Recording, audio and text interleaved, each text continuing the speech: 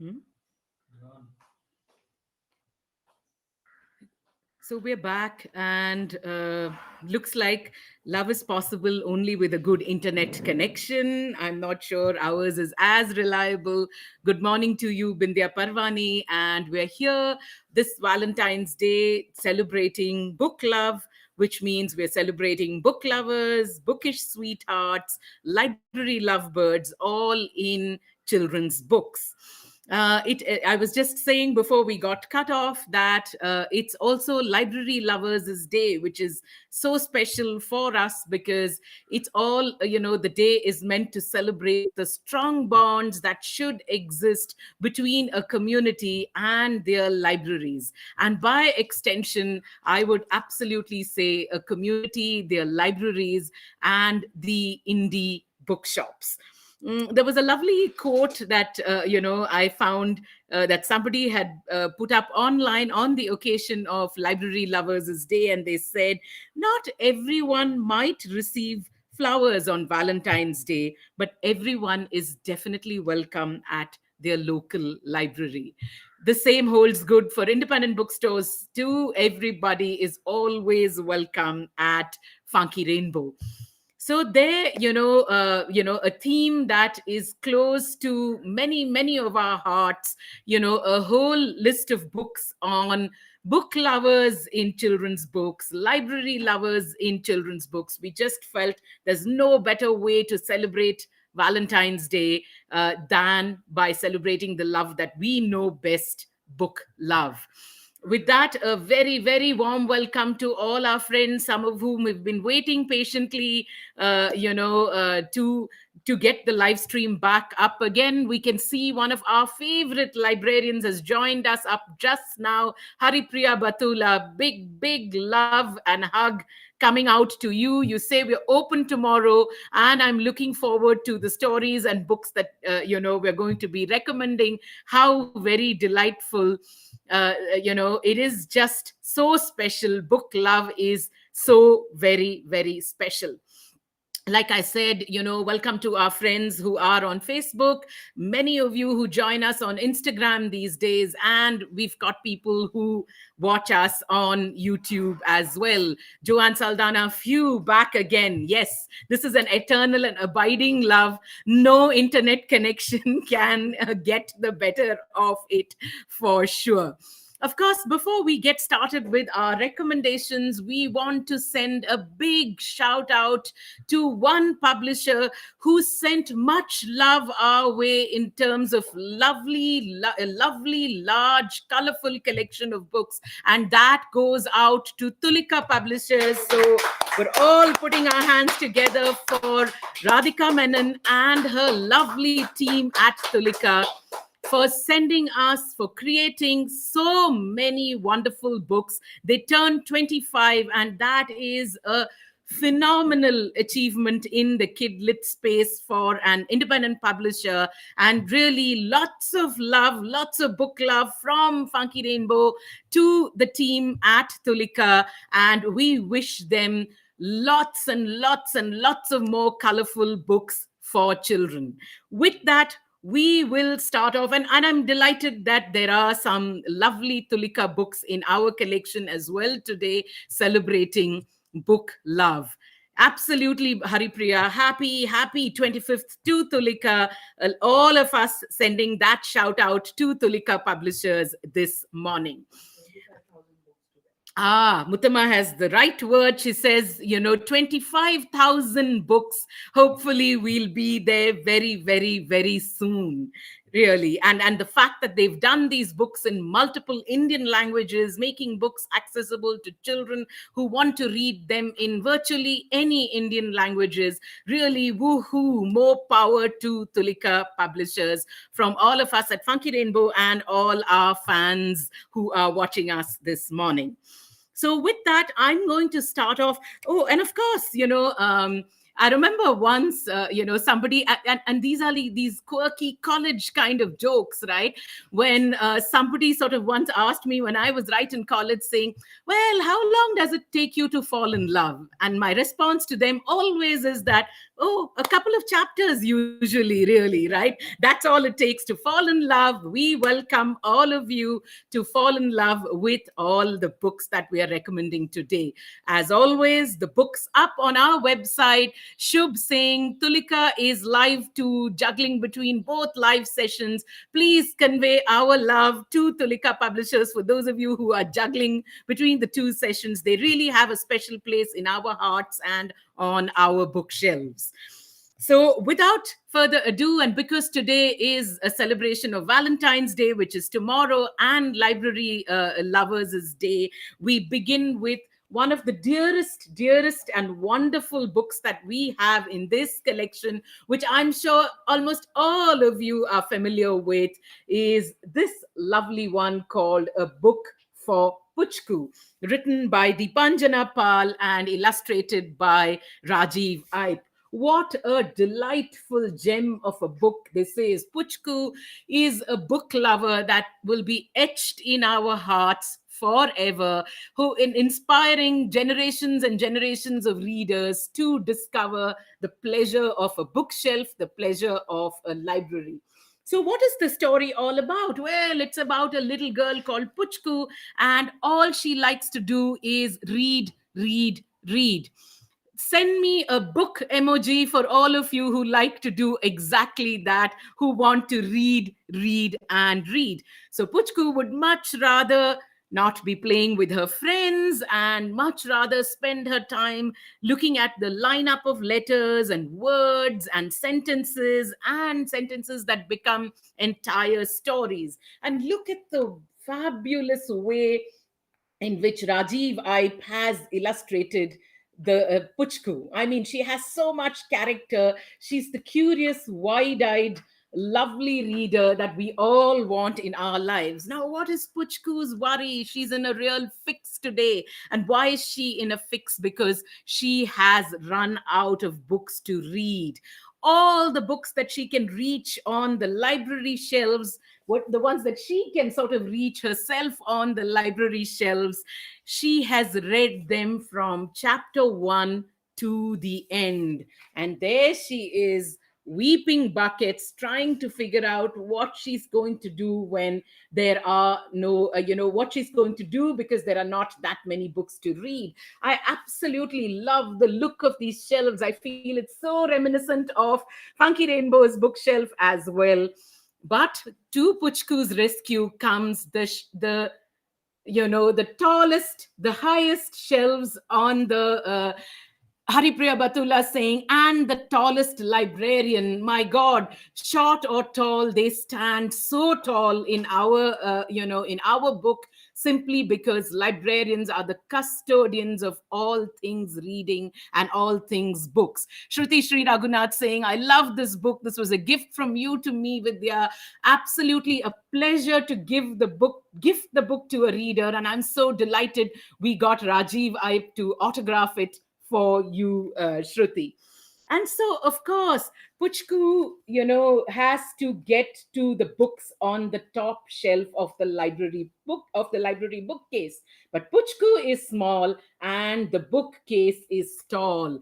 How does she get to her beloved books? It's such a beloved story. It's got to be in every single home where there are readers or where you want readers to be. Divya Menon saying, Rajiv Aip's illustrations are responsible for my 3-year-old's myriad expressions that she apes. Look at Puchku. Puchku is absolutely apeable.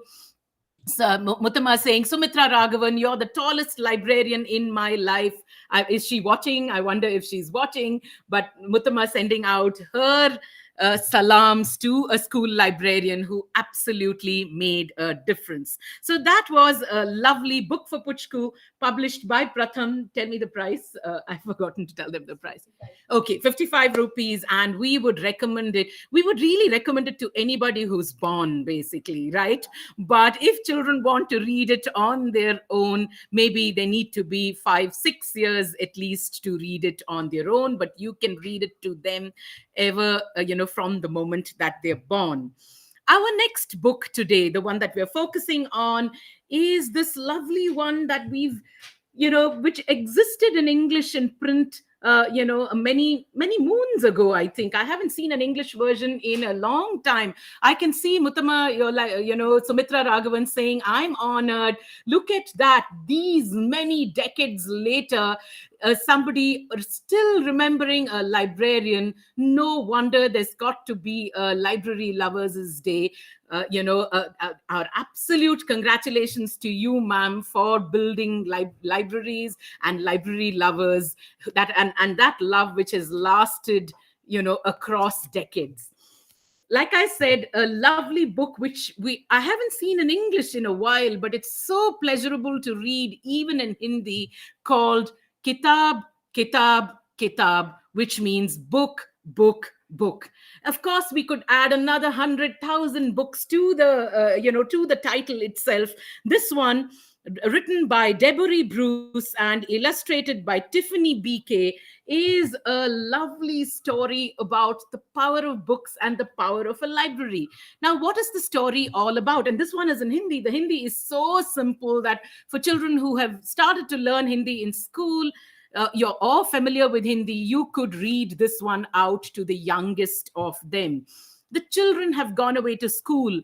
बच्चे के school चले जाने पर जानवरों का दिल नहीं लगता. The children have gone away to school and all the animals are rather desolate. Whom are they going to play with? And what are they going to do? Now, who comes up with a solution?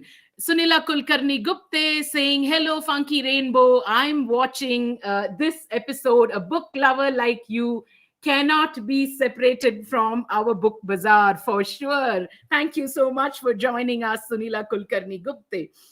Also someone who spreads the love of books and reading in her community. It's such a pleasure to have you here this morning.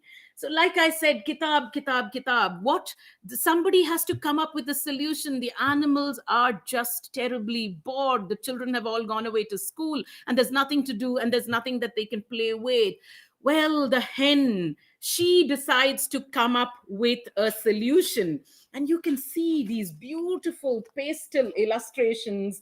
I mean, almost, watercolors, sorry, not pastel illustrations, watercolor illustrations that just bring alive the charm of the story, page after page. What happens? The animals, as you can see, looking rather desolate, looking pretty sad and not knowing what to do. So what does the murgi do? What does the hen do? Well, she leads them on a merry march and takes them right up to the Pustakale. That's the library, of course. And what happens? What happens? I mean, and I love the lines over here which says, wow, this looks like a really, really nice place to go into. Kitne khush chehre hain. Look how happy everybody's looking in this place. And that's what it is, a celebration of the library as a happy space. And it indeed is, as are all the independent bookshops across the country, happy spaces where, happy sanctuaries where you can spend hours on end pleasurably. So the Murgi decides that she's probably going to go in, but the horse says, you're too tiny. Let me go in and talk to the librarian. And of course, he trots right in. Now, what happens when he trots right in? He's telling the librarian something. Nandini Nair saying, hi, Funky Rainbow. How lovely to see you here on this book love-filled morning, Nandini. Such a pleasure that so many of the books on our shelves are authored by you. So, like I said, the horse goes in and says something to the librarian, but all the librarian can hear is a hee haw, hee haw. What are we going to do? What's going to happen? Do the animals find a great way to keep themselves entertained? This gem of a book that we have in stock in Hindi, published by Ekalavya in association with Parag and priced at 105 rupees. We would really recommend this to the youngest of readers. We would recommend it for children 3+ years of age. But as I said, narrated, any time that that you think a child is ready. I can see the proud librarian, saying hello to another student of hers, Nandini Nair, Sumitra Raghavan, your librarian from school, watching this show and saying, proud of you, Nandini. Both Muttama and Nandini were her students at particular points in their schooling career, and look how much you have to be proud of, ma'am. So many of your students immersed in books, for decade after decade after decade. Really, hats off. Hmm? Muttama reminding me of one more student, Jaya Madhavan, who's also a children's writer. Really, hats off to you. If I was wearing one, I'd doff my colorful hat to you, Sumitra Raghavan. Our next recommendation this morning, and like I said, the mix is books that celebrate stories, books that celebrate bookish characters, books that celebrate library lovebirds, books that celebrate librarians, and books that celebrate the power of imagination and storytelling. And our next one today is something that we viewed from that lens, which is Ganesha's Sweet Tooth. Why do you think this one fits the bill? Well, it's written by Sanjay Patel and Emily Haynes, written and illustrated by Sanjay Patel and illustrated by Emily Haynes. Well, it's such a lovely story of the power of stories and the power of imagination, because Ganesha has a sweet tooth, and after chomping on some really cool candy, and I'm just saying candy, but it's laddus. After chomping on that, he gets so inspired to be the scribe for Vedavyasa, right? For writing the grandest and perhaps one of the greatest stories of all times, the Mahabharata. He has, and of course, there's one part in the story where he says, Vyasa is telling him, I need a special scribe for a poem. It's so long that no man could ever write the whole thing. All the pens in the world would break before it was done. I'm not a man, said Ganesha, and I love stories, but I don't have anything to write with. What about your tusk? Vyasa asked. That's just a big tooth. So, and to which Vyasa says it's a very special tooth, and hands him a piece of paper and says, give it a try. Look at the colorful illustrations in the book. And of course, it could be a story about Ganesha and how he got his sweet tooth. But eventually, it's the power of writing, the power of imagination, and the power of stories that this fabulous book celebrates. This one priced at 105 rupees. It says my network connection is lost. I'm on.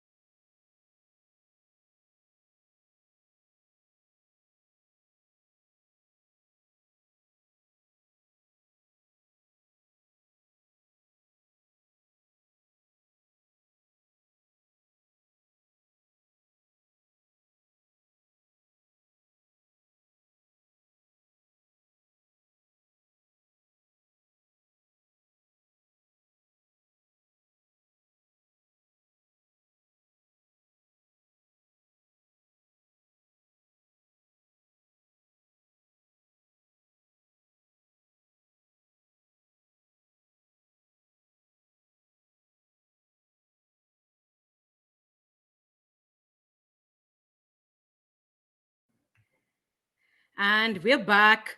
I think just like you need steady love in your life, you need a steady internet connection as well. In fact, a lot more than I think we need love in our life. At the moment, book love and a steady internet connection is what I'd say. I can see Rupa Baliga saying that it's Ninad's, one of our favorite books, and Ganesha happens to be Ninad's favorite god.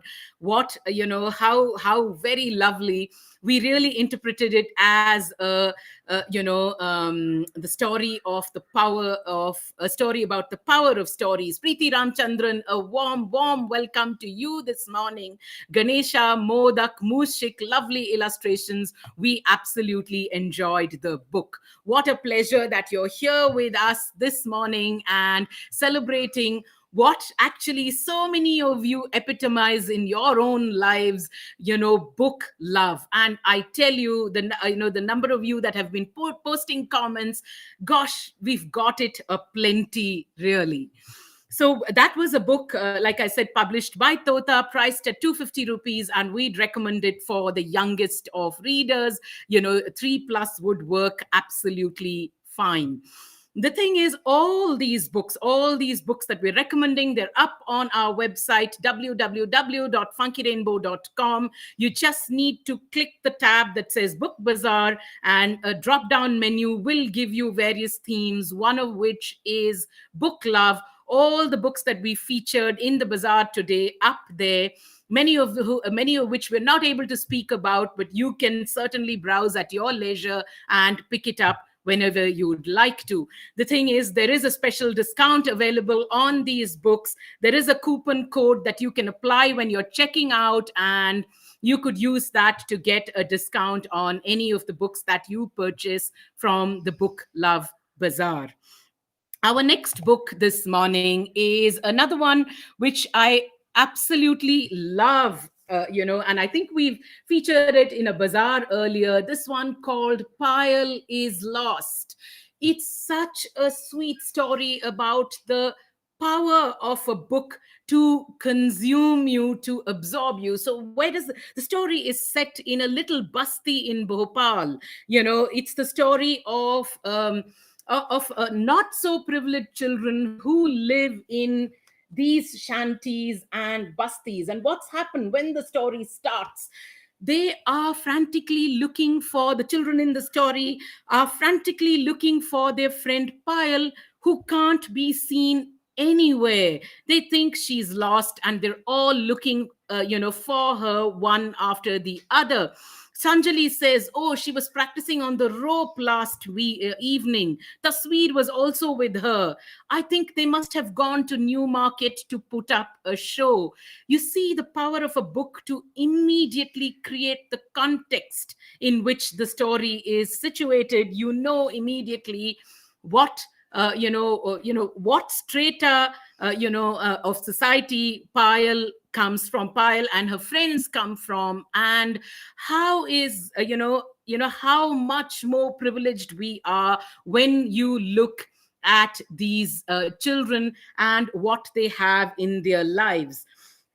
So, Tasveer calls out from one of the shanties saying, well, my mother and sister have gone today, and Payal hasn't gone with them. And the children, of course, at once setting about doing the different things that they do. Some of them are picking up scrap from the buildings around. Haripriya Batula saying it's a beautiful book. Shubh SK saying it's a wonderful book. Yes, indeed. These excellent books that are brought out by Muskan, Ekalavya, and supported by Parag, I think creating context and, taking us into worlds that we should know exists right in our midst. And, these are worlds that make up India. Just different kinds of people, different levels of, access. This is the world that, this is the mix, the melting pot that India really is, and to weave it and work it into a story so that people and children everywhere are represented. I really think Ekalavya and Muskan are doing a fantastic job. So these children, rag pickers perhaps, they were picking up this scrap, and they are talking about where Payal is gone. And of course, just different speculations on where she can be. Lakshmi Karunakaran, who's our guest and will be joining us a little later in the day, saying thank you, Vidya, for featuring Pile is Lost. I'm nodding away.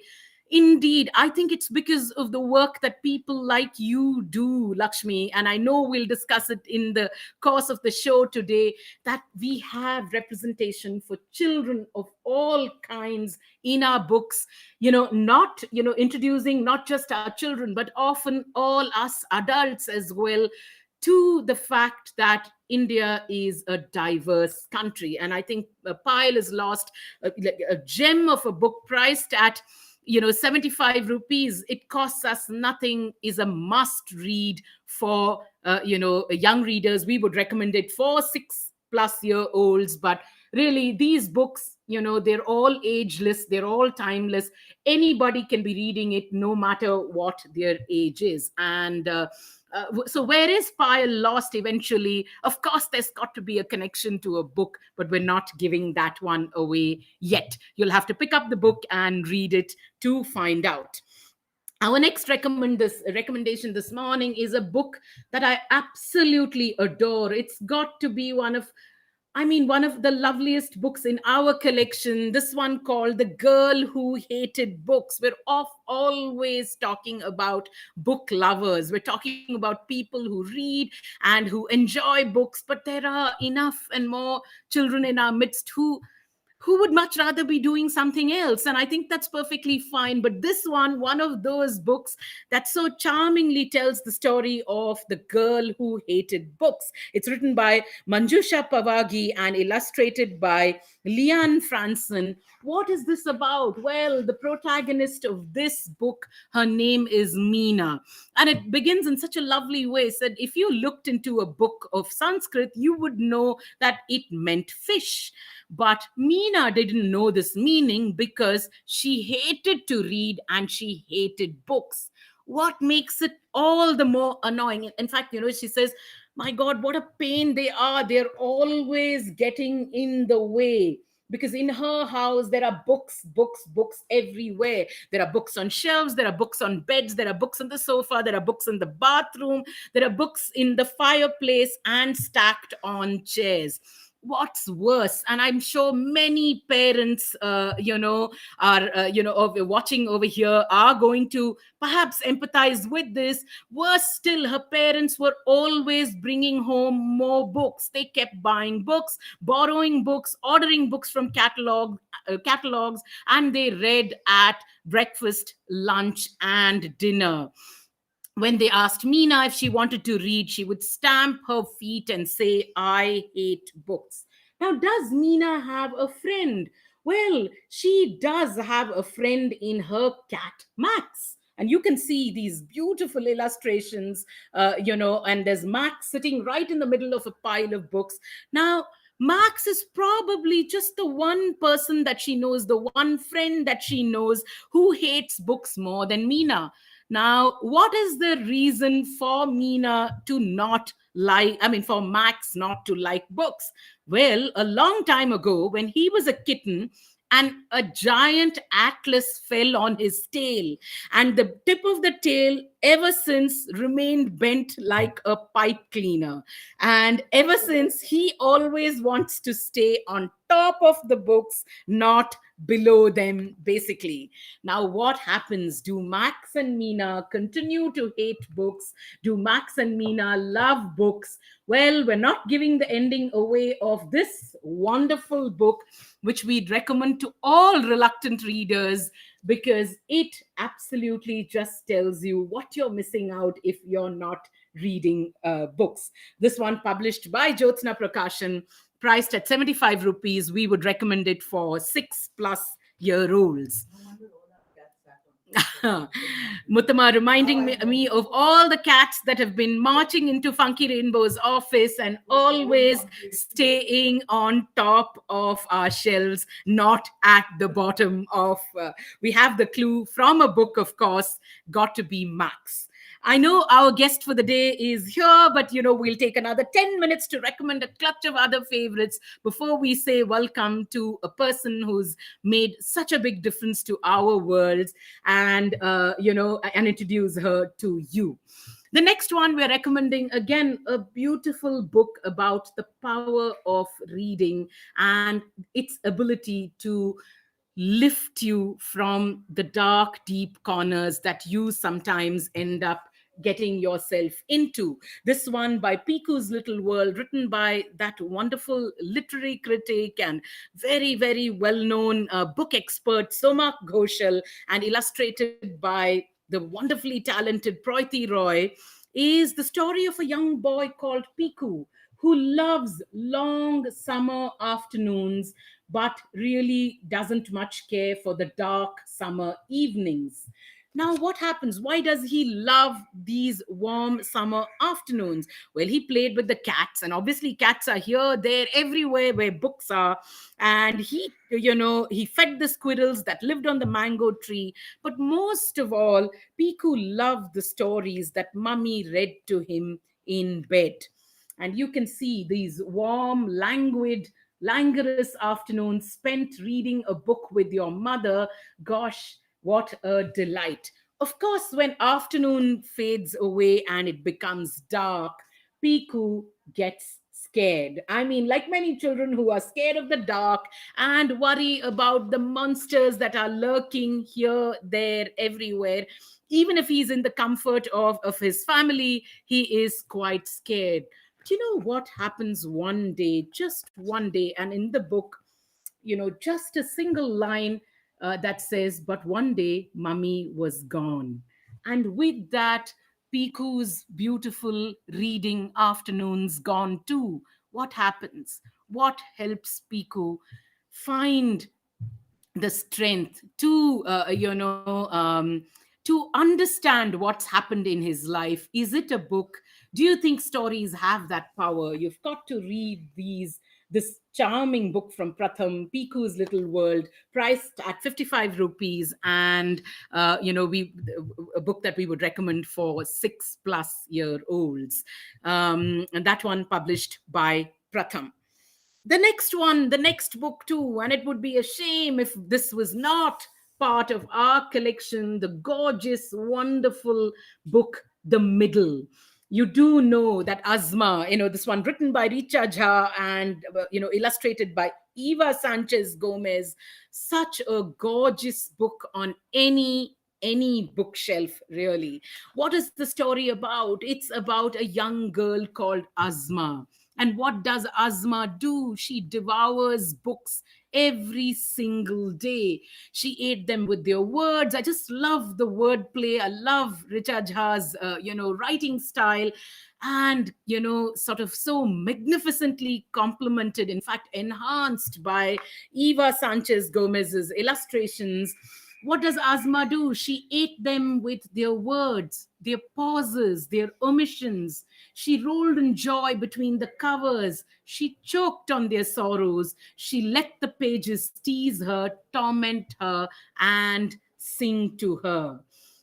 That's such a beautiful evocation of the power of a book, the power of reading. Now, what happens, like Piku in the other book, Azma too, in the nights, she's cowering under a blanket, and there's all kinds of, fearful thoughts that come to her head, various monsters sneaking up on her.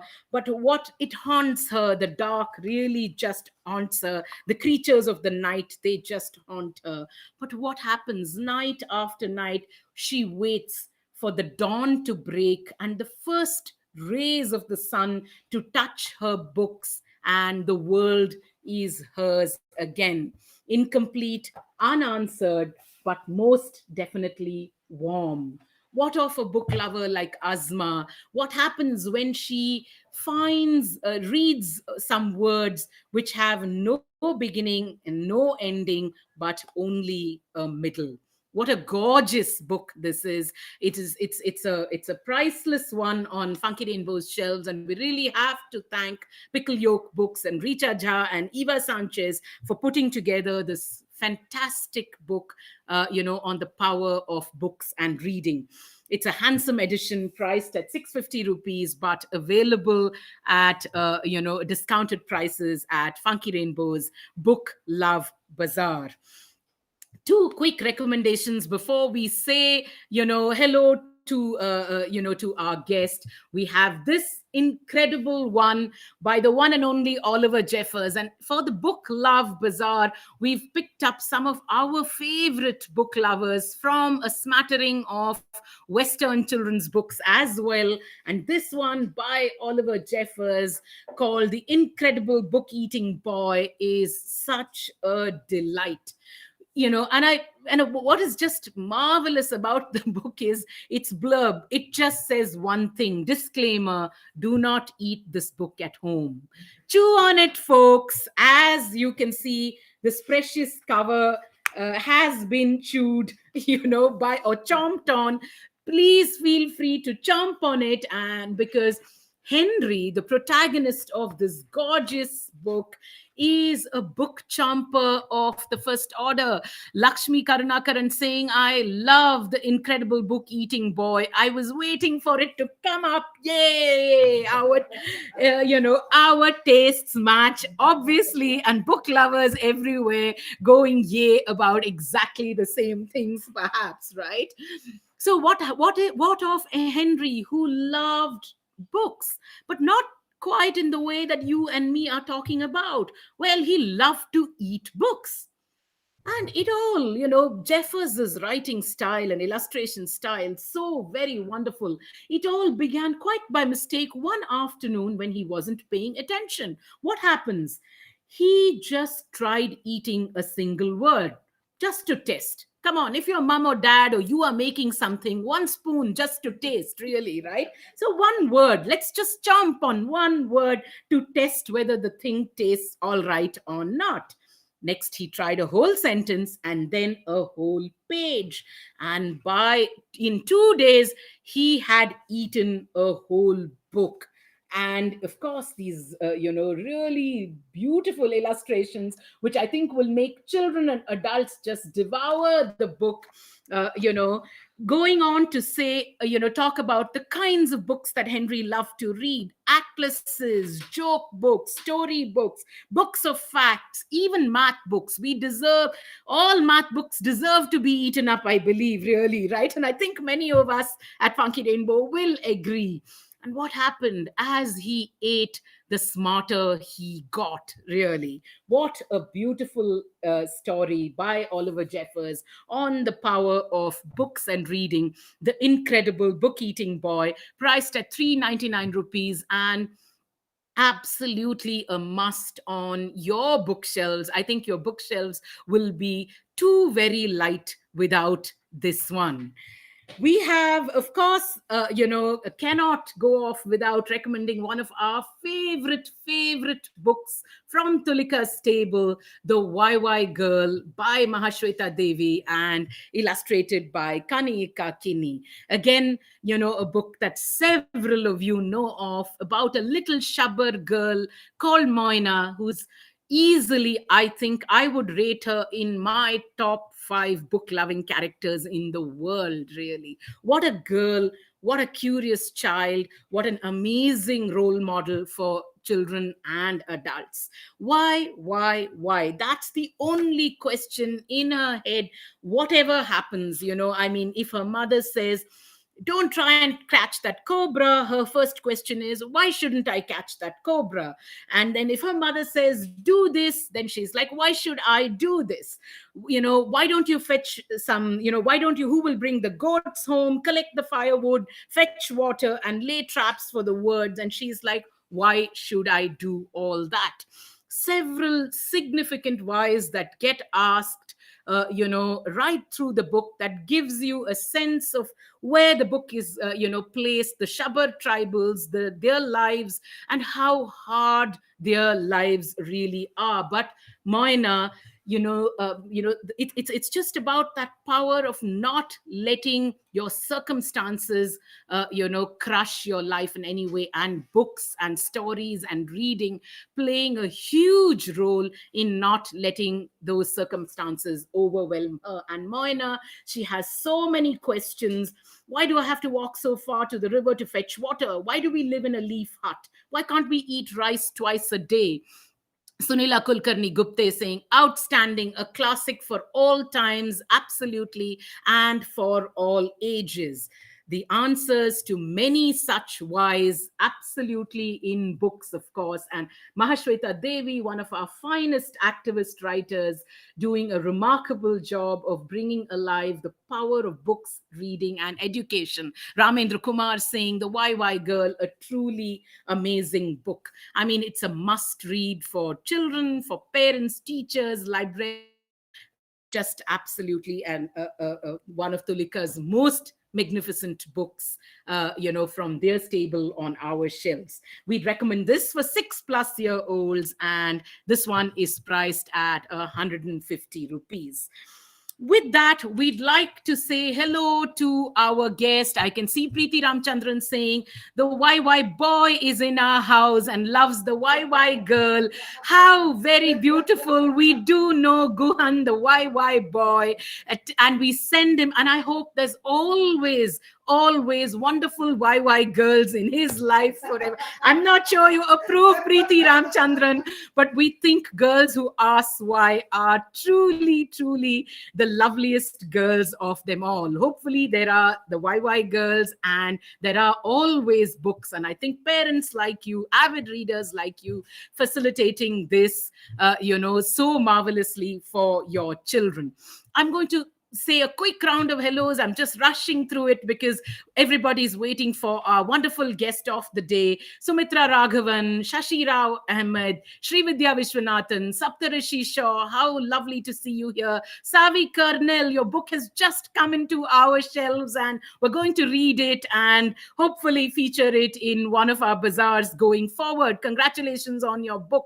Nandini Nair, Preeti Ramchandran, Tanushri Singh, always sharing a watch party on the raccoons. Such a huge reader and book lover herself. Thank you so much. Richa Jha, what a pleasure to see you here this morning. Joanne Saldana, Moon Mitra Das, Sunila Kulkarni Gupta, Shubrata Sen Gupta, we do know you have a YY girl at home as well. What a pleasure that you're here this morning.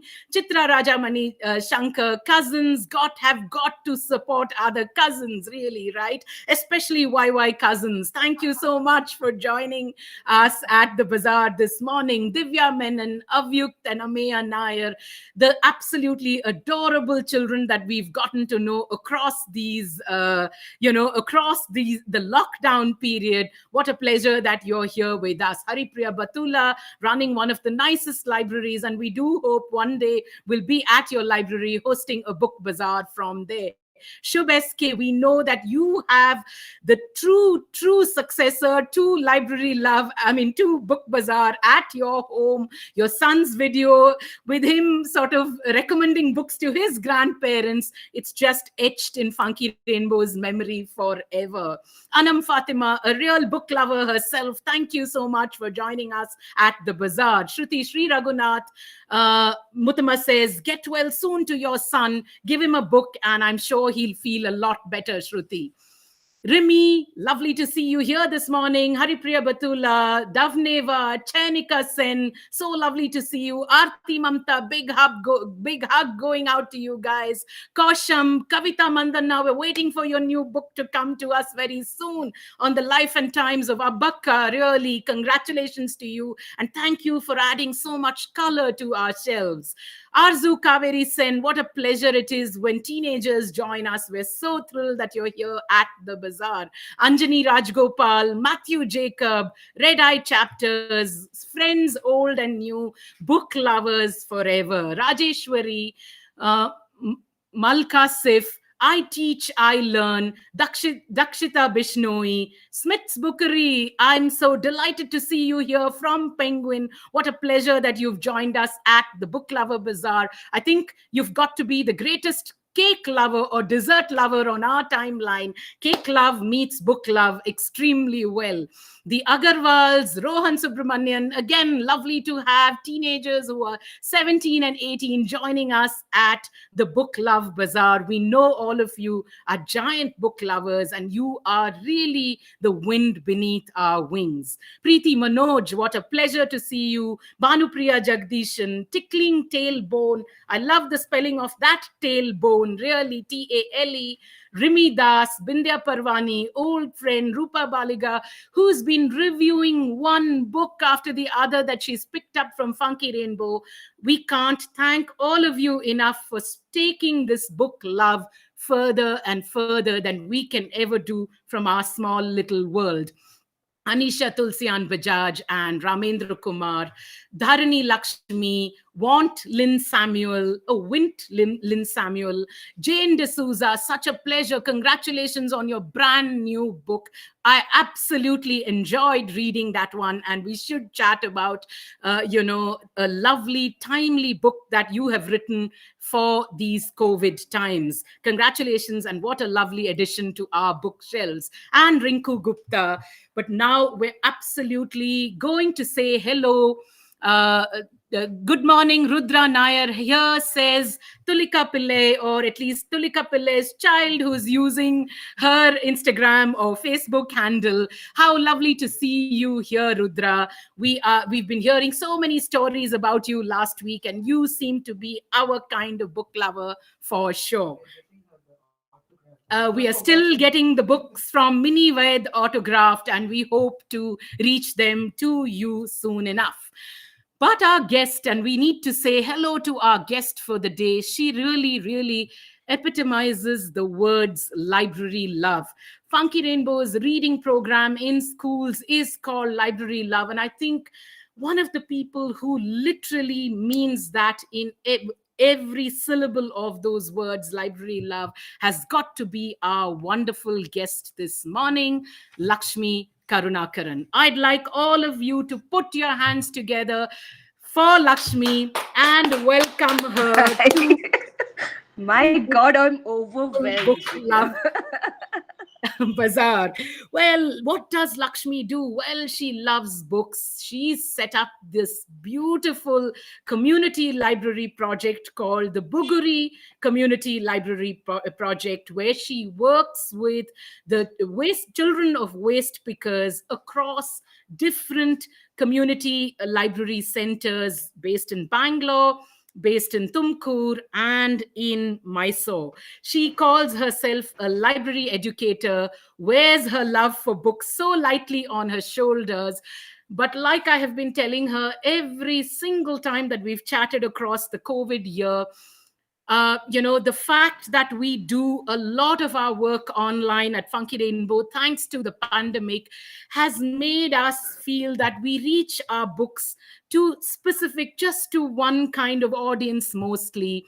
It is thanks to people like Lakshmi and the wonderful work that her and her team do at Buguri, that books reach children everywhere, because children everywhere are curious, children everywhere want stories, and children everywhere need to let their imaginations take flight. So thank you so much for doing that for us, Lakshmi, through the Buguri libraries. Thank you, Vidya. Can you hear me? Yes, we can Yes. hear her Okay. quite clearly. We can hear you. No problems like we tested last time. Like I said, I don't know what. I think my computer just decides to behave itself every bazaar morning, unlike its owner, who simply doesn't behave herself very often and very well. The thing about the Buguri libraries, and we let Lakshmi talk to us about about the libraries and the work that they do. What is clear from Lakshmi's work is how these libraries, and on Library Lovers Day, to say this on Library Lovers Day, the fact that the libraries that she has set up in different places have become the souls of their communities, giving the children and the adults, I'm sure, just as a reflection of what they offer to the children, access to books and the access to a life of imagination and creativity. So tell us, Lakshmi, what prompted you to set up the Buguri Community Library project? How and when did you get interested in working with the children of rag pickers and waste pickers in Bangalore? Yeah, I will answer that question, but I have to say first how thrilled I am to spend this afternoon with a whole bunch of book lovers and library lovers. And I think the queen of it all with you, Vidya, the queen of book lovers, I would say, and especially the kind we like, the children's books, the picture books. So thank you for inviting me. So the Bukri Library started about 4 years ago. We are in our fourth year, and we are a part of this organization called Hasiru Dala. And Hasiru Dala largely works with waste pickers. We right now work in about 25 locations, most of which is in Karnataka. Right. And the work actually started with the adults, so largely we are right based organizations looking at organizing waste pickers who would then ask for their rights, and look at livelihood and all of that. But at some point during the course of it became very obvious that working with waste pickers is working with their families and their children, and you cannot keep them apart. Absolutely. So at some point, I guess the organization turned to working with children, and we are talking about children who I think uh, are children who, when you look at children of neglect, of children who are at risk, really high up there. Most of the children of waste pickers have dropped out from school. They don't have a regular life. Usually there's big issues of housing, of shelter, of water, basic needs. So then it was important that the initial program was just to give children scholarships, support for schools. But when I was called in to look at the children's program, I really felt that we are talking about children who have experienced great amount of neglect of different kinds, physical, health, emotional, psychological neglect, and so I felt that it's not okay to just meet them once in a while, dole Right. out a scholarship, which is important, but it is important to have an everyday engagement. So I was an arts-based educator before that, and as somebody who used books very naturally in the work that I did. So the concept of library at that point was not clear, but then I spent a few months going around the country, visiting a few people who were doing different kinds of programs with children, and I was very naturally drawn to libraries and community libraries. And of course, when I was in Dipalia, I met Mridula, and it was fantastic to see the work that she was doing, because in most cases we're thinking about libraries having, giving access to a certain kind of children. You didn't imagine, Absolutely. yeah, libraries to be in a small basti, and create vibrant spaces where children will drop in.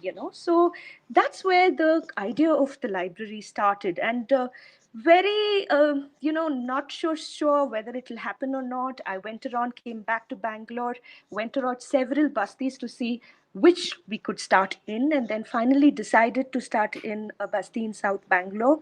It was very tough start, but yeah, we managed to get a small space after a lot of negotiations, and we slowly started. And I remember at that time everybody asking me, are you crazy? How can you start a library for children who don't read?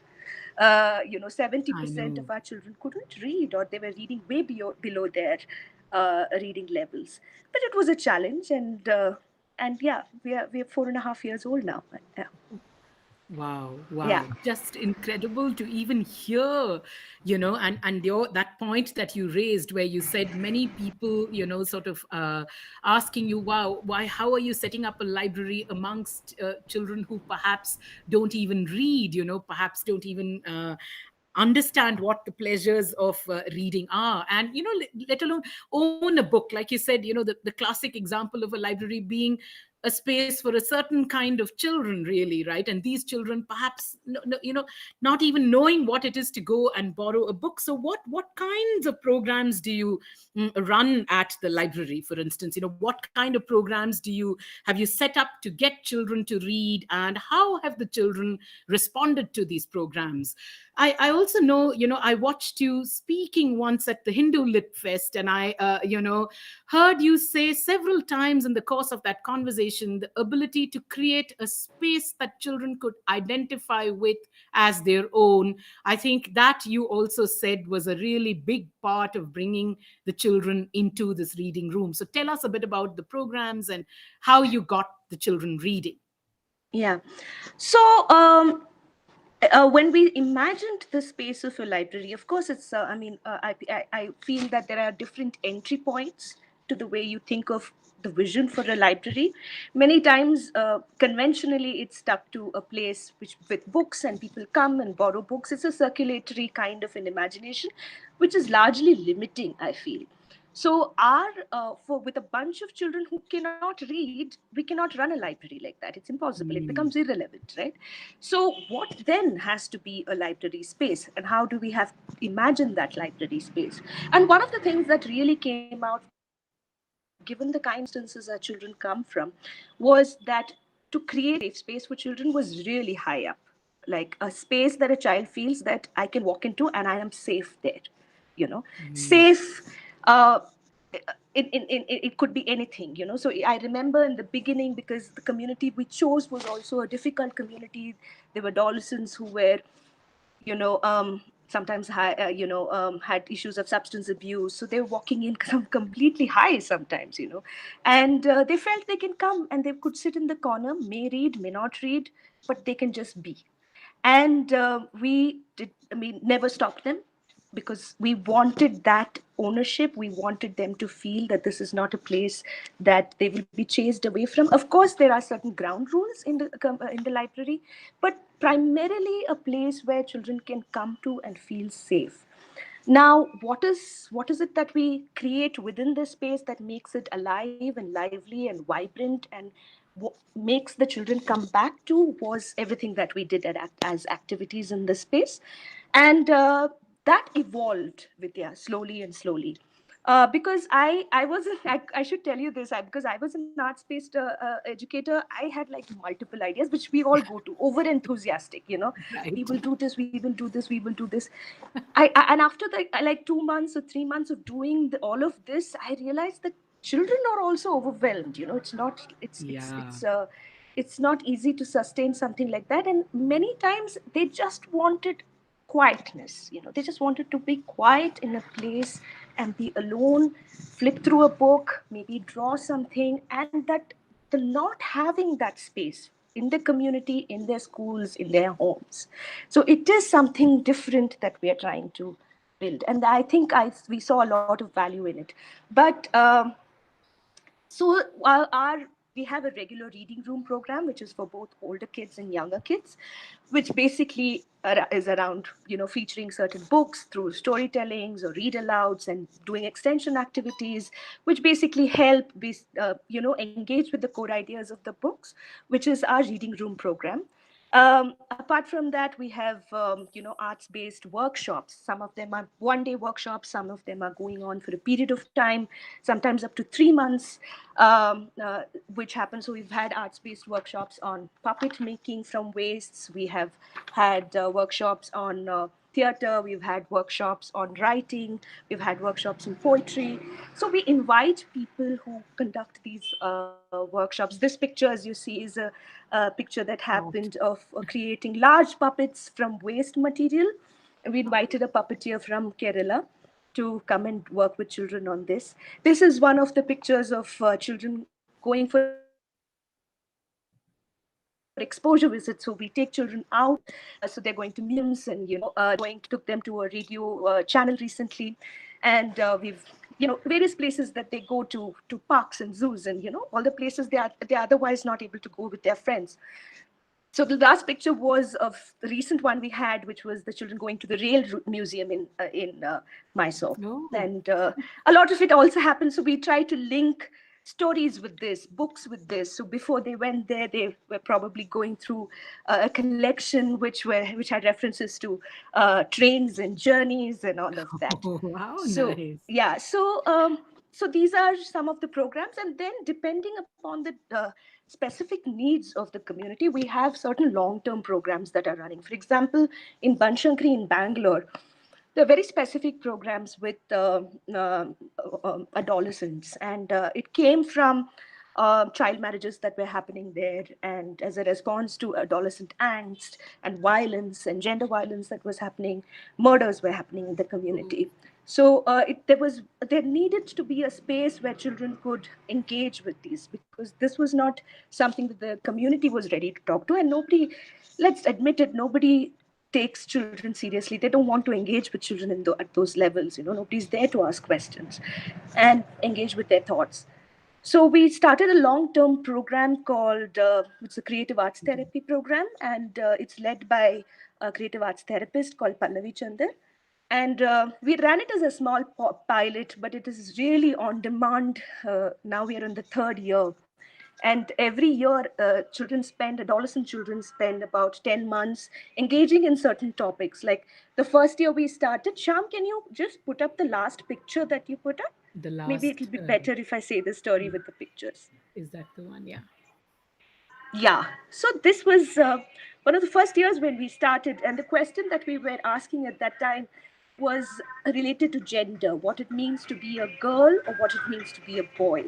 And the therapists worked with children to understand their understanding of what it means to be a boy or a girl, and address certain kind of gender stereotypes and issues that they were going through, mostly on how they're growing up, how very subtly gender violence gets propagated, Right. sometimes very loudly it gets propagated, but creating a space for this conversation. Sham, you can, yeah. So at the end of the year, this is one of the books that the children came up with, and the children worked with two groups. There were the boys who were working separately, and there were the girls. These are pictures from the books that the girls came up with. And they were largely dealing with understanding the rituals that are around the time when they take the first menstrual period. And so it was beautiful because the therapist went in very, as an outsider, trying to create a Mhm. facilitator space, because it's a space for confusion for them, because their body is going through something, is going through change, and then there are all of these rituals where they're isolated. So they did about a year's work through body, through movement, and all of that, and came up with this collage work largely that they did. But somehow it developed into a book, which is now a part of our library collection. And very thankfully, we got a grant from India Foundation for the Arts, so we have a limited, we've made a limited print of these books. And this basically, demystifies for the other kids in the community, other girls in the community, what this ritual is. My gosh. So yeah, so this is some work that we did with the girls. And with the boys, interestingly, we found a bunch of boys who wanted to cook. And it was strange for us because in the community they are not allowed to cook, that it is the roles of the women, that is the sisters, the grandmothers, the mothers, the aunts who cook. So the assignment was basically watch them to cook, observe how they cook, what they do, and come back and try it at the library. So it was wonderful because we were cooking at the library, and it was also done differently because they would have a budget for every meal that they had to buy, and they were put into groups. They had to go out, get the raw materials, cook together, eat together. And while we ate, we spoke about gender violence, and all of that is there in the community, and very subtly. Sometimes it just meant that they were singing their popular song, and we were just trying to break down that song and really understand what it is, what its meaning is. It's So they also, because many of them couldn't write, they mhm. also illustrated the recipe. Great. So that became an illustrated recipe Oh, book. wow. It's called Uta Aita, which in Kannada means "Have you had food?" Yeah. Or "Have you had food?" Yeah. So it's an illustrated recipe book with everything that they cooked at the library in that year. Yeah. So, so programs like this, and Recently, yeah, that's all pages from Uta. It's a bilingual book, basically. So this is just an example, but we have multiple such programs that run which specifically address issues in the communities and helping give children a space to deal with that. It's just remarkable, the work. I mean, I can see Joanne saying, Lakshmi, you're so inspiring and dynamic. You're a huge role model. Ramendra Kumar saying, somewhere where they can be. How lovely is that? I mean, it's a space of their own. It's a voice, for their own. Soumya Ravindranath saying, love the work you do. Really, Lakshmi, we at Team Funky Rainbow and all our viewers just doffing our hats to the fantastic work that you do. Sunila Kulkarni saying, Lakshmi, so uplifting Thank you. listening to you. You give us so much hope. Thank you so much. Really, It's a huge team. It's a team. Not huge, but it is a yes, team. of So I course, must I mean, acknowledge. I mean, it's not me, but it's a a team. lot of power to I that mean, team. In fact, I'm I want just, to yeah. tell our viewers, Buguri in Kannada means a spinning top. And and I think, you have really spun the lives around, for these children into much better places than perhaps where they would have been. In fact, we were talking when we were discussing earlier, we spoke about the library being like a community space, right? I mean, like how it has gone beyond its role of just lending a book, right? I mean, it's not obviously the Buguri libraries are not just about have gone much more beyond lending books. Now, how did you, and it seems from what you're saying that children, families, communities, all counting on you, all counting on the Buguri library to be a space, let's say, for conversations, because you did mention somewhere where you were talking now about how the boys requested the cooking. So that misconception that we have in our heads, that maybe gender stereotypes are rife there, but all these little things that get broken one way or the other. How did you deal with the challenges of COVID? I mean, that whole physical concept of a physical space and physical interactions with the kids. How did what did you do to combat the problem of the pandemic?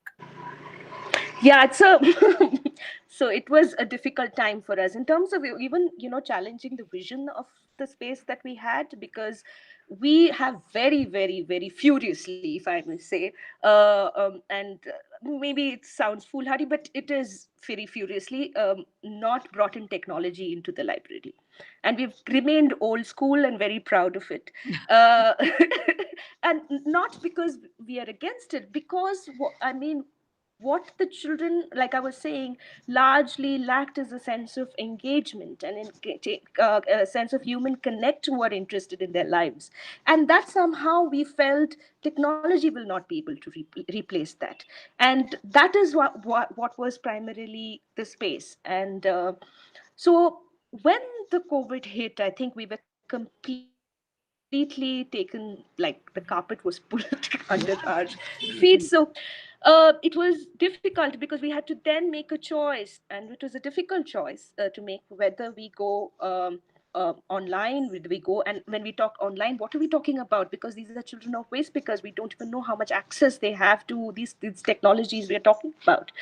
So yeah, we had to come up with different kinds of models, which included, go and make a list of all the parents and all kind of devices, if they have access to device, what is the kind of device they have, whether there are, how much money do they have in their internet, Okay.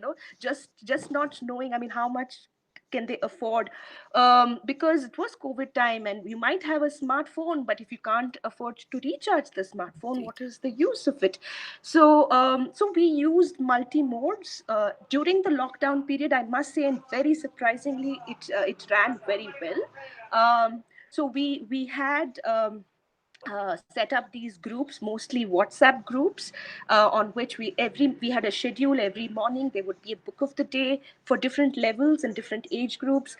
By 2 o'clock there would be questions on these books that children Wow. would start responding to. By the evening there would be activities that would be sent out, and by by night we would start getting responses to the activities, photographs, and all of that.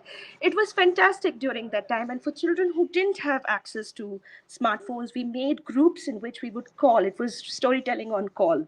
Oh, So our library educators, it's a stressful period for them, because every day they spend 4 to 5 hours on calls, talking to children, generally also checking up with children, but also telling stories to children on call, and interactions on call, and giving them activities to do.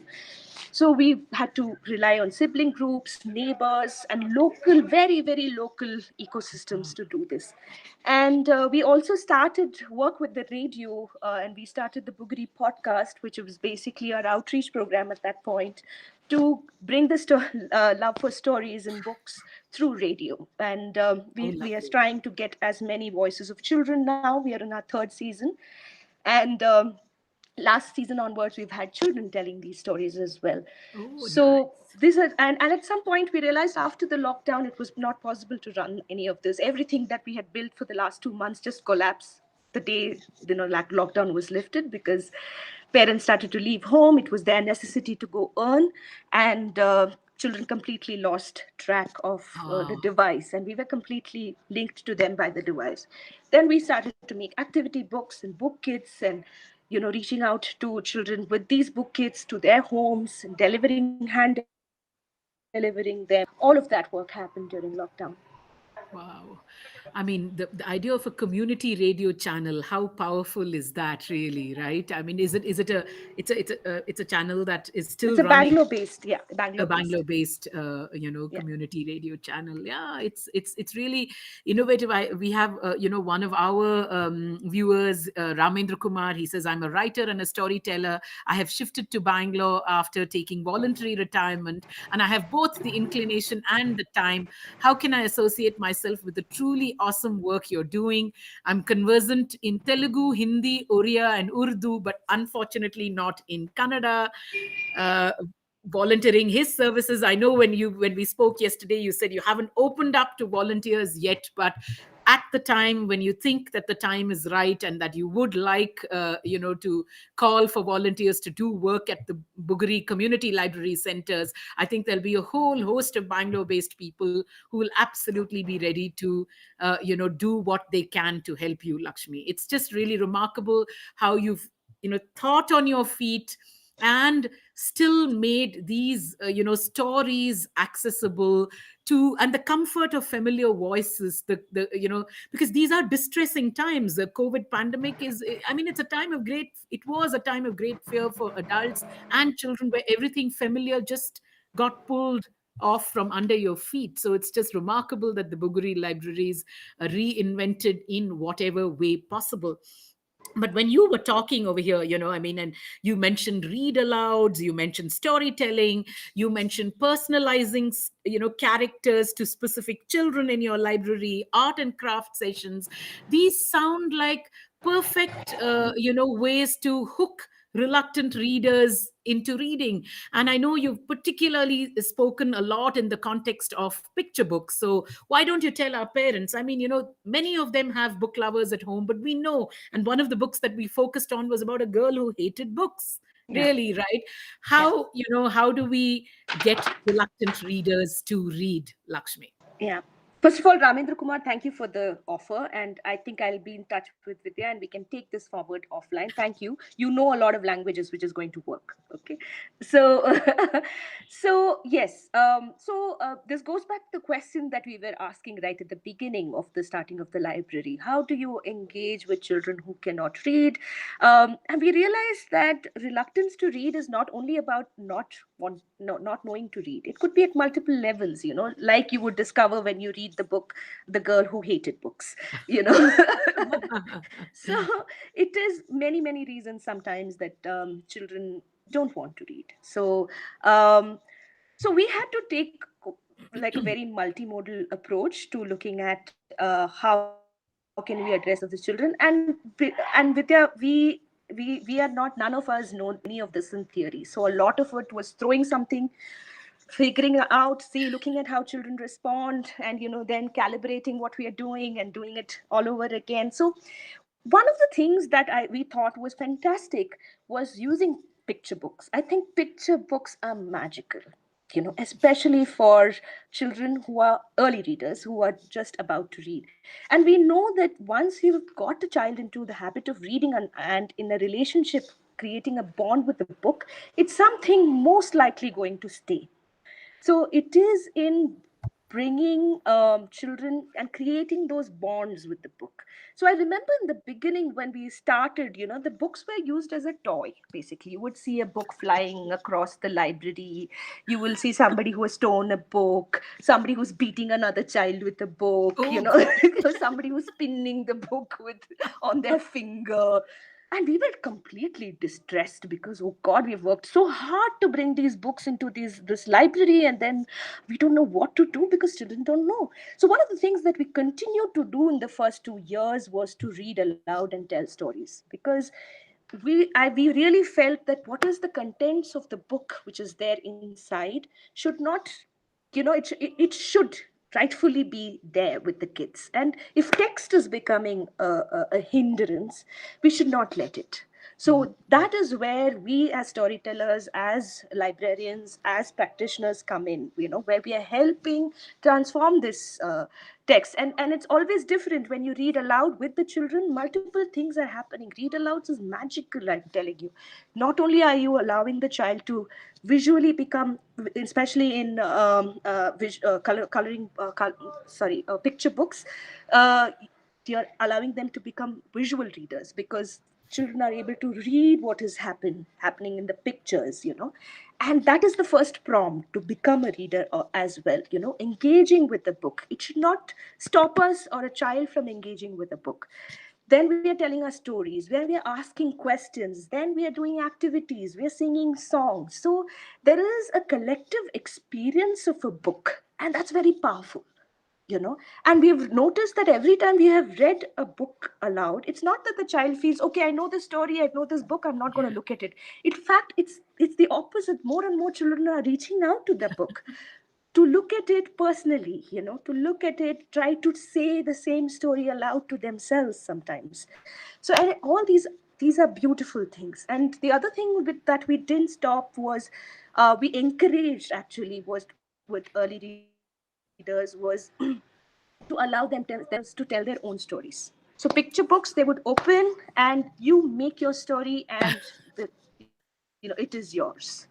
And they were so proud. They had such ownership of these books, and immediately the equation with books changed. It was no longer a toy. It was a book that I love. It was a Yeah. book that I like. I like this drawing. I like this picture. I love these colors. So there is a personal connection that is built, and that connection, building that connection, is the primary work of a librarian, I feel. Absolutely, absolutely. In fact, so many of these tips, I mean, so many of the things that you have done at the library, that things that can easily be done by parents and teachers. Like I said, we have mostly parents, teachers, and librarians watching this, show with our, I mean, watching this show. And like you said, building that sense of connection, building that sense of identification, and letting them just be with the books.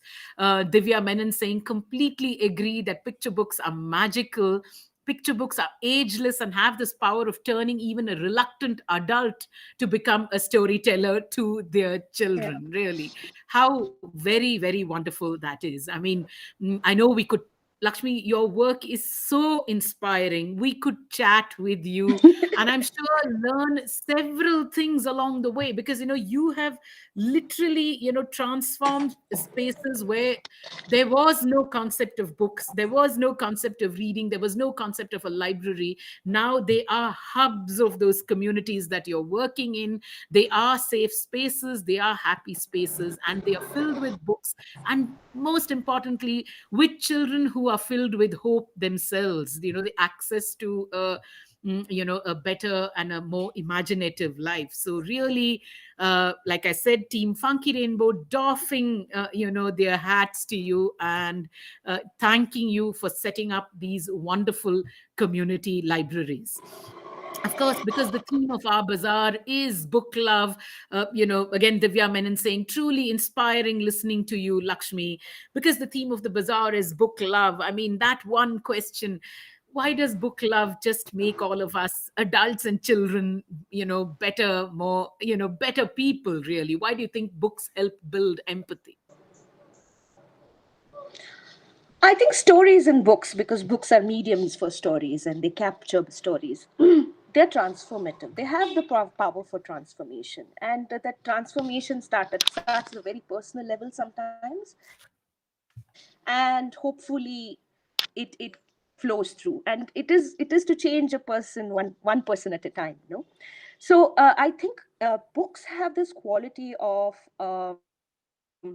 largely, and I think all of us who've read books have experienced this, right? We have these books which speak to us, which makes us feel that it's saying our story, things we have not been able to articulate, things that we have struggled. So in reading those book itself, it's sometimes a cathartic experience. We feel like something is getting resolved within us, or it is opening doors for us. It is opening what in book lovers terms we call windows and mirrors.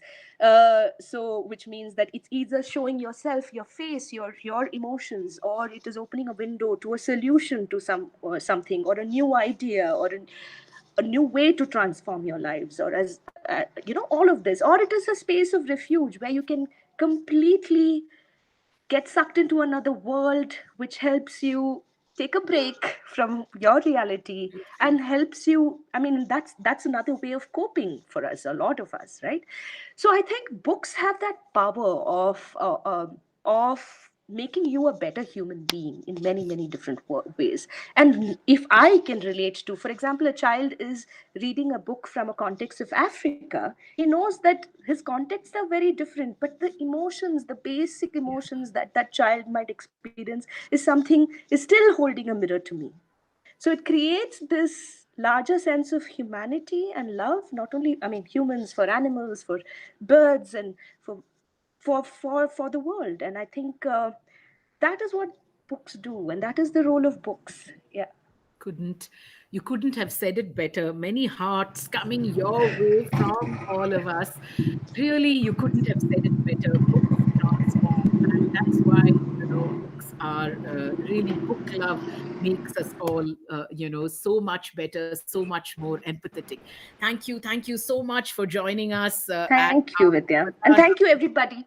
it's it's absolutely been a pleasure. I want to tell everyone that, if I mean, I was chatting with with Lakshmi about this the other day, and I said, should you like to reach books into the Buguri community libraries, you could sort of make a contribution at Funky Rainbow, and we would like to ask Lakshmi to come here and choose the books for her children, because she knows best. And we do have books in multiple languages available at Funky Rainbow. So for those of you who would like to contribute, you could just be in touch with us at Funky Rainbow. We will accept your contribution. Call Lakshmi over and let her pick and choose books for the fantastic Buguri community libraries. And when they are ready, to bring in, to accept volunteers, I'm sure we'll send a shout out to the very same community of book lovers that we reach out to do your read alouds and storytelling sessions for the Buguri Library. Thank you so much for joining us this Saturday morning and showing us really what book love truly is, Lakshmi. We are forever thankful for that. Thank you. Thank you, Vidya. Thank you so much for this opportunity. And Ramendra thank you, Kumar everybody. saying, it's such an enriching, fulfilling session with Lakshmi. It's a perfect Valentine's Day gift from Funky Rainbow to us bibliophiles. Big heart going out to Ramendra Kumar. We are so thankful, and it's Lakshmi's vision and the work with her team that really inspires this this inspires this love and makes this change possible. So thank you once again. And should any of you like to contribute to the Bugari Community Libraries, do reach us on our WhatsApp number 99004 95665, and we'll connect with you, Lakshmi, once we've had some contributions for you to come and choose the books that you think will make your children's life so much happier. Thank you once again. So inspiring to hear Lakshmi Karunakaran speak. It is, it's just inspiring, the work that she does at Buguri. And for those of you, I know many of you have reached out to us earlier saying that you would like to support. I know many of you have actually, when they're buying your own books, adding an extra 1,000 rupees or an extra 500 rupees, saying that this is what I'd like to use to contribute to a library. We could collect all of that and offer it up to in the Bugri community libraries. They have many of them across 3 different places: Bangalore, Mysore, and Tumkur. So be generous, folks, and show your book love this Valentine's Day, and we'll make sure that the books reach the right spaces, with the librarians themselves coming here and picking up what they'd like. Smita Nair saying, wonderful work, Lakshmi, so good listening to you and so very reassuring. Thank you, Funky Rainbow, for featuring Lakshmi. Thank you for saying that. We go back to some of our recommendations, and as always, we have very little time and a lot more books than we can talk about, but this is our next recommendation for the book lovers, for the theme of book love. Arundhati Venkatesh's really hilarious Bukasura, The Adventures of Bala and the Book Eating Monster. What a lovely story this is. There's a strange, many headed Asura called Bukasura who makes an appearance in Bala's grandparents' house. And what does this many headed Asura want? He's not looking to conquer any lands, or he's not looking to see, he's not looking to find his next victim. What he wants is books, and a steady stream of books at that, which Bala keeps supplying to him. Now, what happens when the books will run out? Will Bukasura eat Bala up? It's such a delightful tale about the power of stories and imagination, and told in this lovely slip of a book, chapter book, that we would recommend for 7-8+ year olds. There are these excellent illustrations by the very talented Priya Kurian that well and truly add the flavor of book love to the book. Books and reading, and Bala, who's one of our favorite bookish characters. Again, of course, the next one, a favorite in keeping with the library lovers' theme, Book Uncle and Me by Uma Krishnaswamy and illustrated by Priya Kurian. It is such a delight of a book, which I really believe that all children and all adults must read. It's about a young girl called Yasmin. And what does Yasmin like to do? Well, Yasmin is a reader and she reads day in and day out. Where does she get a lot of her books from? Well, she gets them from a pavement library that's absolutely close to her house, and which is a small little lending library run by this gentleman called Book Uncle. It's a lending library that's run off the street corner. And but when Book Uncle gets into trouble, for instance, he can't sustain the library, they're planning to take the space away, what happens? Yasmin decides that she has to get her nose out of the book that she's reading and do something to save Book Uncle. The elections are just around the corner. The grown-ups are busy with their own affairs. And how can a small group of children, especially young children who are 9-10 years old, how can they possibly make a difference? Well, you will find out in this gorgeous book written by Uma Krishnaswamy, written in verse, And it is just such a pleasure to see how the library is the epicenter of a community, and how the children do what they have to do to save book uncle and his library. It's one of those eternal keepsake books, and this one we'd recommend for 8+ year olds, published by Scholastic India. It's won innumerable awards, as it rightfully should, priced at 195 rupees and recommended for 8+ year olds. Uh, our next recommendation for the day, again, a bookish character called Advaita, the writer, written by Ken Spillman and published by Tulika, about a young girl called Advaita who leaves Delhi for a boarding school in Dehradun. And she is so unhappy and lonely when she moves to Dehradun.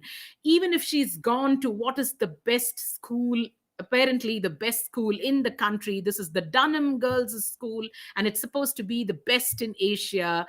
And the fact that their library is supposed to be one of the most magnificent ones in schools across the country, Advaita is still feeling kind of lonely and unhappy till she actually steps into the library at Dunham. What happens? At the library, the librarian, and thank God for wonderful librarians of all shapes, sizes, and heights, who introduce children to books. She is introduced. I mean, she hears at the library that the author Ruskin Bond, who has written so many books for children, stays very close by. How is it possible that one of the most famous authors for children is a real living person, and he's only a hop, skip, jump away? And does that help fuel Advaita's own writing dreams? What a fantastic book this is. It actually inspired by the life of a writer who writes for adults called Advaita Kala, and written by Ken Spillman, about the power of imagination, the power of creativity, and the power of writing. This one published by Tulika, we'd recommend for 10+year olds, and it's priced at 165 rupees. A bazaar that doesn't introduce Matilda, the greatest bookworm that many of us have known growing up. A book love bazaar that doesn't feature Matilda would be quite incomplete, because, as you all know, Roald Dahl's book about this girl who's been quite neglected by her parents, who do nothing but sit in front of the TV, watch it, and eat, basically. How does she transform and get out of the drudgery of her life? Fortunately for us, there's books, and Matilda is a spunky girl, if ever there is one, who uses these very books and their stories to escape the drudgery and dreariness of her world and discover the pleasures of imagination. I think many of you have read the Matilda books, but for those of you who haven't read Roald Dahl's Matilda, or want to read it again, I think Valentine's Day or a book club day would make this really special to read. This one priced at 399 rupees, that we would recommend for 10+year olds.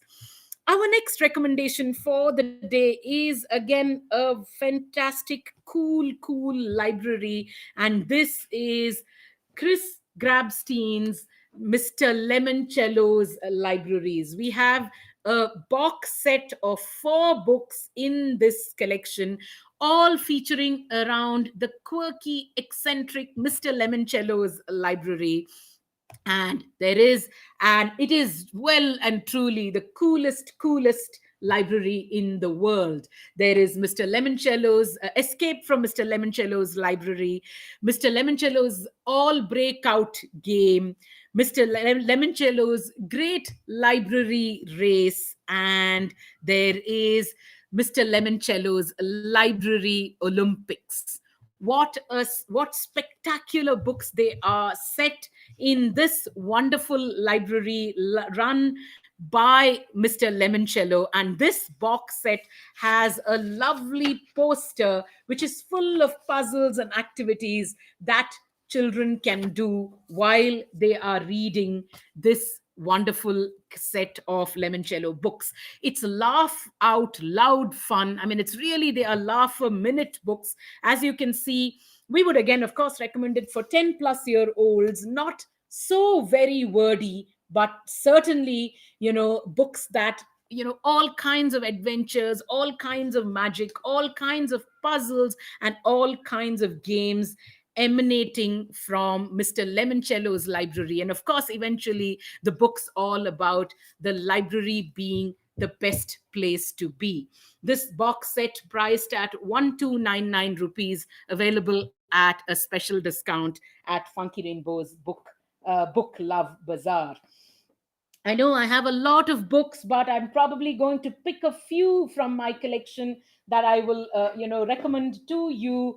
There is, I mean, it would be again awful to get past book love bazaar without talking about Scout Finch, the a role model, a heroine that many of us grew up with, and many young people should grow up with today. This is Harper Lee's To Kill a Mockingbird. And you do know this powerful story set in 1930s Alabama. It's just transformed our lives. Now, why do we call Scout? What does Scout do? Scout has a fantastic father in Atticus Finch, and however difficult are the circumstances, Atticus Finch feeds his child's imagination with so many stories, with so much information. And what does that make Scout? It makes Scout such an empowered young lady coming out of really difficult circumstances through the power of books and stories. In fact, this edition that we have is the 60th anniversary edition, and I'm so delighted to tell you that it has a sticker on it that says over 30 million copies of this book have sold worldwide. There's one line from the book that has resonated with me. I mean, and the thing that I like to say most about To Kill a Mockingbird, right? It is, to give young readers, and we'd recommend this for 12 plus year olds perhaps, to give young readers a sense of the right and wrong in the world. I think there's not too many other books that I know that have done such a good job of giving Scout Finch a sense of what is right and what is wrong in the world. And that's exactly what we want young readers to take away from it. And she says in one part in the book, until I feared I would lose it, I never loved to read. One does not love breathing. Scout Finch from To Kill a Mockingbird. And really, folks, books and reading akin to breathing. So if you haven't introduced this one to the young people in your lives, at 399 rupees, To Kill a Mockingbird, a timeless classic. We have two lovely Princess Diary books which we have sort of recommended to you, in other contexts for sure. And these two we've particularly picked for the book lover bazaars, which is The Teenage Diary of Jodhbai, written by Subhadra Sen Gupta, and The Teenage Diary of Noor Jahan, written by Deepa Agarwal, simply because these young princesses, as teenagers, are big dreamers. In the case of Jodhbai, not only is she a dreamer, she's a big poet at heart. And I remember somewhere in the book, when she picks up an accounting book, her father has asked her to keep track of some accounts, or help him with something in the kingdom. What she does is she starts to write her thoughts out in those books of accounts, the joys and sorrows of her life, the ambitions of the women around her, the ambitions of her brothers and uncles who are trained to be warriors, the beauty of the arid landscape, where she lives. This is a lovely book, and in part really talking about Jodhbai's own writerly aspirations and ambitions, and maintaining a diary that reflects her thoughts. Now that's something that we tell a lot of book lovers to do, and today there's all kinds of ways that you can do it. Blogs, zines, encourage the young people in your lives to work on zines, to write blogs, to keep a diary if that works well. These are really such, Sunila Kulkarni saying, such fabulous diaries. Love all three. We've picked two of them, Jodhbai and Noor Jahan, simply because even in the case of Noor Jahan or Mehrun Nisa, her love for poetry and writing defined her life. And these two books that we'd recommend for 13 plus year olds, sort of casting the protagonists as princesses who loved literature, reading, and diaries. These ones are priced at 299 rupees each, and we'd recommend it for 13 plus year olds. I'm going to have to leave out a clutch of books, but I cannot go off without picking two, three more, which I think are just beautiful books in our collection, meant for young adults and a lot of you adults out there. Sham, you have to go forward. Yeah. So there's Rehana Munir's Paper Moon, which is a fantastic book set in a bookshop. So Fiza, the protagonist of the books, there are two, three things that define her life. There are books, there's Bombay, and there's romance, making this such a timely Valentine's Day read. Now, her estranged father passes away. When the book begins, Fiza's estranged father passes away, and he has left her an inheritance with which she decides to open a bookshop. Of course, you only have to